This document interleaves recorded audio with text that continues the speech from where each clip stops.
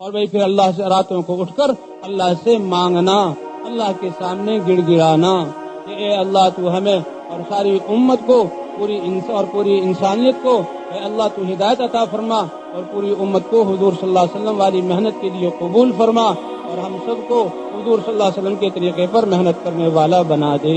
تو فرمائیں گے نا بھائی انشاءاللہ۔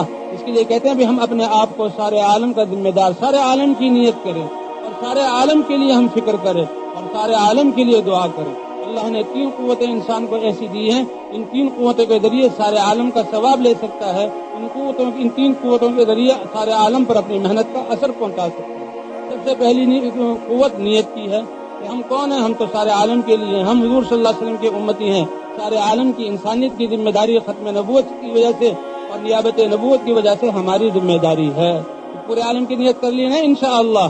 اور دوسرا بھائی فکر کے ذریعے کہ ہر وقت اے اللہ تیرا یہ دین اور تیری رضا والی محنت سارے عالم میں کیسے زندہ ہو جائے، اس کے لیے فکر فرمانا۔ جو فکر کرے گا اللہ اس کام کے لیے اس کو قبول فرمائیں گے، اس کام کی باریکیاں اس پر کھولیں گے۔ اور تیسرے بھی سارے عالم کے لیے دعا کرنا، جب بھی دعا کریں سارے عالم کے لیے۔ یہ وہ امت وہ ہے جس کے لیے حضور صلی اللہ علیہ وسلم راتوں کو اٹھ کر دعا کیا کرتے تھے۔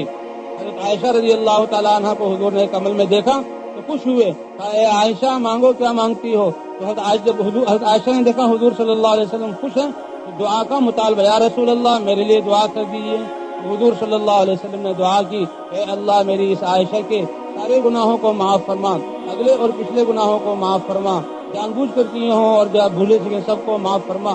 حضرت عائشہ رضی اللہ تعالیٰ عنہ بہت خوش ہوئی اور خوشی کے مارے جھوم رہی تھی، اور جھومنے کے اثر ان کا سر حضور صلی اللہ علیہ وسلم کی ران مبارک کو لگ رہا تھا۔ اے عائشہ تم میری اس دعا سے خوش ہو؟ یا رسول اللہ کیوں نہ خوش ہوں، آپ اللہ کے نبی، اللہ کے حبیب، آپ نے یہ میرے لیے دعا کر دی۔ فرمایا اے عائشہ انہا لدعوتی لامتی عقب کل صلاۃ، اے عائشہ تو نے تو مانگ اور تم میری بیوی ہو، مانگنے کے بعد دعا کی، اور میں تو اپنی امت کے لیے دعا ہر نماز کے بعد کرتا ہوں، ہر نماز کے بعد کرتا ہوں۔ علماء فرماتے ہیں اگر نماز سے مراد فرض نماز ہے تو حضور صلی اللہ علیہ وسلم 5 نمازوں کے بعد امت کے لیے دعا کر رہے ہیں، اور اگر اس نماز سے مراد فرض اور نفل ہیں تو پھر تو حضور صلی اللہ علیہ وسلم کتنے نفل پڑھتے تھے، کتنی آپ کی سنتیں ہیں، اور 5 فرائض روزانہ کتنی دعا کرتے تھے۔ تو ہم بھی حضور صلی اللہ علیہ وسلم کی اتباع میں پوری امت کے لیے اور پوری انسانیت کے لیے دعا کریں، تو دعا کریں گے نا انشاءاللہ۔ ہاں اپنے آپ کو پورا عالم کا ذمہ دار سمجھتے ہوئے ہم نے آئندہ کی زندگی گزارنی ہے، اور جو زندگی اس سے غفلت میں گزری ہے اس سے توبہ اور استغفار کرنا ہے۔